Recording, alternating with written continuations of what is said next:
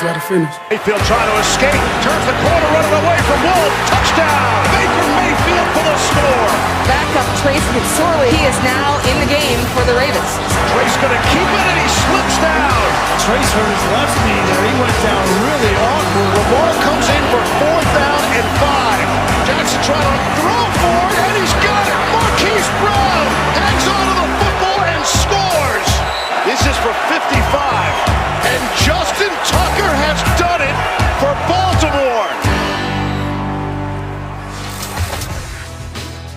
Just a little different, guys, than the first time they played in week one. What's going on, everybody? Welcome into First Take. Right. Thank you for being with us. Stephen A. Max, I'm Molly. Guys, let's get right into it. One of the best games of the year. So exciting. Lamar leaves, Cleveland closing the gap, and then Lamar with some late game heroics to get the job done. Stephen A., what did he prove to you last night, Lamar Jackson? Absolutely nothing. He didn't prove anything to me. What were we surprised by? He caught a cramp, he said, came back out, threw that 44-yard touchdown pass to Marquise Brown. Hollywood Brown deserves a lot of credit. But let's face reality. Lamar Jackson was sensational because we saw him do things that no one else can do from the quarterback position when it comes to running the football. And he definitely deserves prop for that. He went 4 for 4 on the final drive. We understand what second to last drive, if I remember correctly. The guy was sensational last night. Please don't get me wrong. But what I saw from Lamar Jackson is what I expect to see. A guy that is electrifying, running the football, and that leaves you standing there in awe by saying to yourself, excuse me, if this brother ever gets to a point where he could be 60%, 70% of himself throwing the football as well as he is at running the football, then this brother would be in the MVP conversation each and every single year for the foreseeable future because he's that electrifying running the football. But in the end, when I see this guy, I do say to myself, excuse me, there was a big chunk of this game where him throwing the football wasn't necessarily there. He wasn't that adroit at it. So in the end, when I look at it, I say Lamar Jackson is that dude. He's electrifying. He's spectacular. We all know he's a game changer, et cetera, et cetera. But are you going to let him run for 124 yards in the postseason? You might not be able to prevent that, but in the event that you force him to throw the football, is he going to be able to do that effectively for you? That still left a question mark for me. What happened to you? What happened to you along the way? Stephen A. Smith. I remember when you were a tabloid writer. Tabloid just refers to the size of the print in the paper. Everyone who grew up in our era read the tabloids for sports. New York Daily News tabloid, Philadelphia Inquirer's broadsheet. Okay. Yeah, right. Oh, excuse me, Philadelphia. I'm referring to the Daily News. The point is, I remember Stephen A. Smith. One of the great things about reading Stephen A. Smith was he saw the big picture. Everyone else is quibbling about the little stuff, and they see the little, and they're missing the big picture. Stephen A. saw the big picture and encapsulated it and spun it forward. Stephen A. Smith coming out here talking about all the little details that actually don't matter today. What matters today, Stephen A., of course Lamar Jackson proved something last night. That was a game with 9 rushing touchdowns. In an era of passing, 9 rushing touchdowns. When Lamar comes back into the game, misses the fourth quarter, gets the ball on 4th down. The first time he touches the ball, it's 4th down, and completes a 44-yard pass. Escapes pressure, rolls out, uses his legs, keeps his eyes down the field, and throws a 44-yard strike for a touchdown to give the Ravens the lead. And you want to talk about the fact that he did.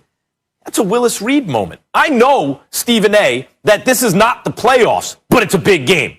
It's a Monday night football game against the Cleveland Browns, who are ascending in the division. Right now, they're in the playoffs, not the Ravens, at least heading into the game. And then, after throwing the 44-yard strike, Baker Mayfield leads them right back down the field. Now, how does a team respond to that? Damn, the other guy just did it. You even saw Baker nodding on the sidelines like, okay, I got to do it. I'm going to get this done. And the maturity and development of Baker, was really on display. And after doing that, was the team demoralized? Oh, there's like a minute to go. Lamar Jackson's got to get us into field goal range. Got a great field goal kicker, but still.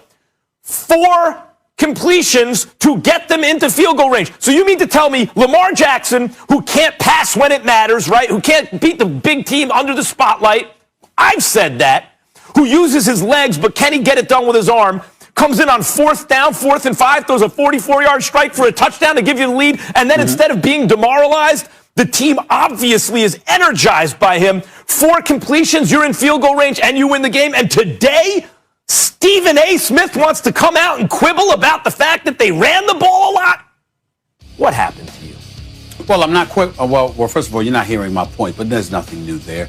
I know it's hard for you to comprehend where I'm coming from because I don't say whoops when I'm wrong and move forward like I never was wrong. I acknowledge it. But here's the reality of the situation. When you look at Lamar Jackson, I will remind you, Max Kellerman, that coming into the playoffs last year, I took the same position that I'm taking now. It was you that was raving about what he had been doing against everybody in the regular season. And I kept telling you, excuse me, when you play the quarterback position, if you're going to make things happen, you've got to be able to throw the football. So everything that I'm going to analyze and dissect about you is going to be based off of that premise, particularly when it's coupled with expectations that precede the season.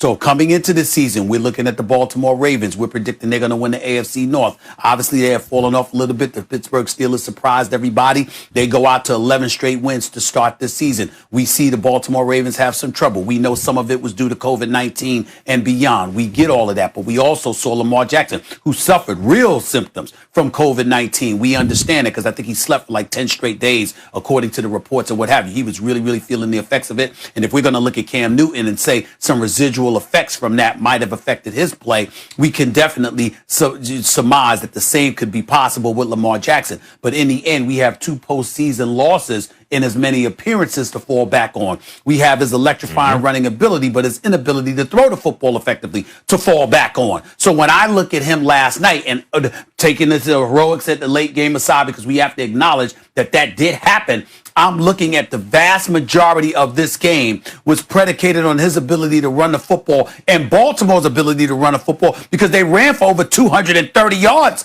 last night against this Cleveland Browns squad. So when I look at it from that perspective, what I'm doing is imagining a defense that could lock in on you in a fashion that forces you to be a thrower. And I'm asking myself, could Lamar Jackson that we see in the regular season deliver that? I'm saying I still haven't seen that yet. And that's what I'm looking at. That's all I'm doing. I'm not taking anything away from the greatness that he obviously has at his disposal. I'm simply saying if he can be this guy come postseason time, we've got a discussion. I don't know if that's possible yet.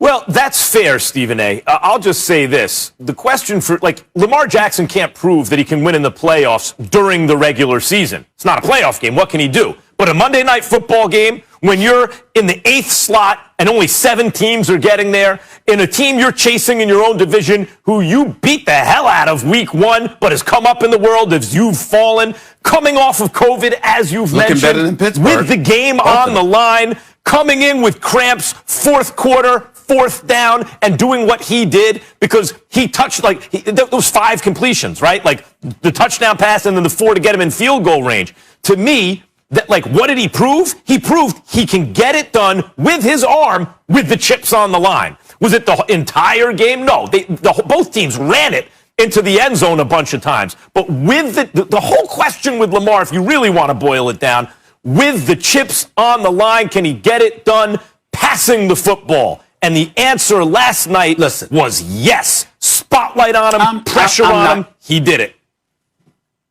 I'm not trying to condemn the brother on a day like today after the performance that he had last night. But if we really want to dissect what we saw last night in terms of that play, that 44-yard connection to Hollywood Brown, can we at least acknowledge that, first of all, it wasn't like it was some dime down the sideline to like Manningham in the Super Bowl or something like that.